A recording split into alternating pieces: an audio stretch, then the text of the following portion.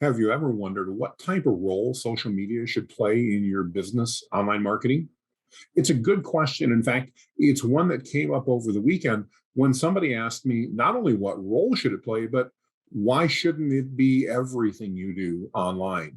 Well, today I'd like to address that question and really simply discuss, should we use social media and nothing else when it comes to branding our businesses online? Hi, I'm Jonathan, and today I want to talk to you about how to leverage social media for your business. Over this past weekend, I was having a discussion with an associate, and the question came up, Jonathan, why not just utilize Facebook as my website? Why do I need a separate website? Why do I need a separate email marketing campaign? Why do I need all these other things? Why shouldn't I just use Facebook and Instagram and use those to promote my business, send people to my Facebook page instead of a website? After all, it's free. Well, one part of that statement's right. It is free. And unfortunately, that's why you shouldn't be doing it. There are a number of reasons, but the most important is that you're creating an online image for your business. First impressions matter. We've talked about that before. And it's important that the first impression your business makes is a positive one. So let me ask you a question. Do you want to rely on a free service that can be shut down at any time, where your account can be turned off at any point in time, and where your competition can advertise on your page? Do you want to rely on that social media for your online presence?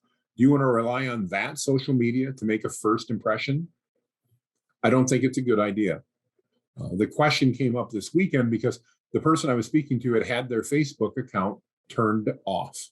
They'd spent literally years of their life and their business life posting things on Facebook, building a following, getting people to like their page, only to find out that due to some violation of terms to which they are not familiar with, to which was not disclosed to them, Facebook has terminated their business page.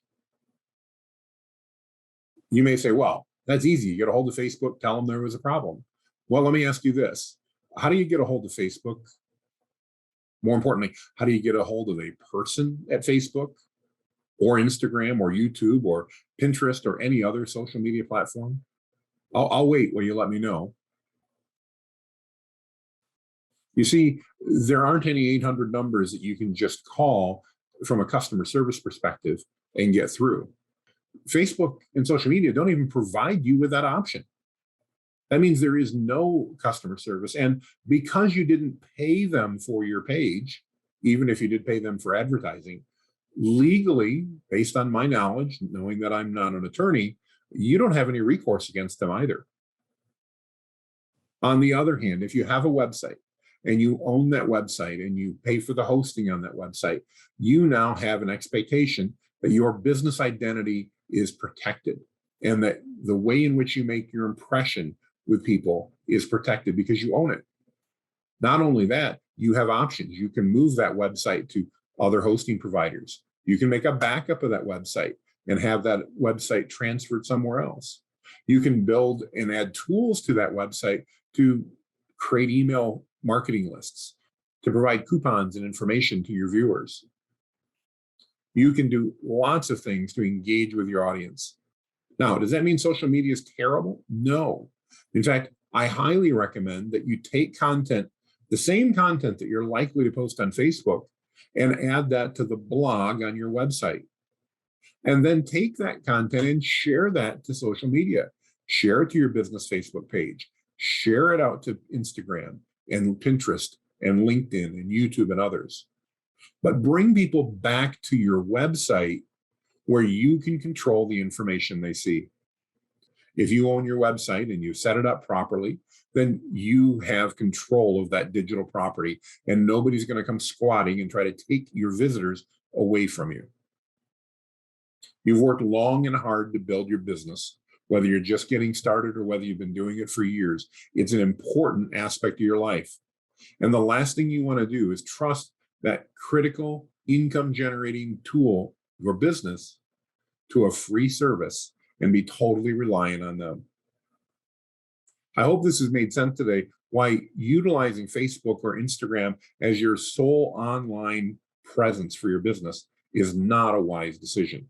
Does that mean you shouldn't use Facebook and Instagram? No, I think you should. And I think you should treat it like fishing. You go to a lake or a pond or a river when you want to go fishing. You throw a lure in, you catch fish, you bring those fish back into the boat or to the dock, wherever you're standing, and then you bring those fish home. Well, much like that, we want to do the same thing with our business. We want to use social media as those fishing ponds, those rivers, those lakes, where we can throw out hooks and try to attract our audience.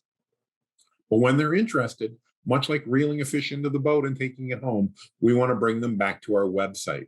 Why? Because that's a property online that we control and where we can use our tools to benefit not only our customer, but also to help grow our business. If you've got questions about how to leverage Facebook, Instagram, YouTube, Twitter, you name it, I'd love to chat with you about that.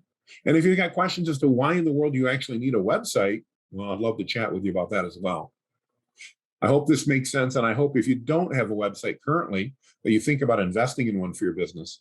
And if you do, that you understand the incredible importance and value that your website has as a tool to help you grow your business. With that, make it a great day.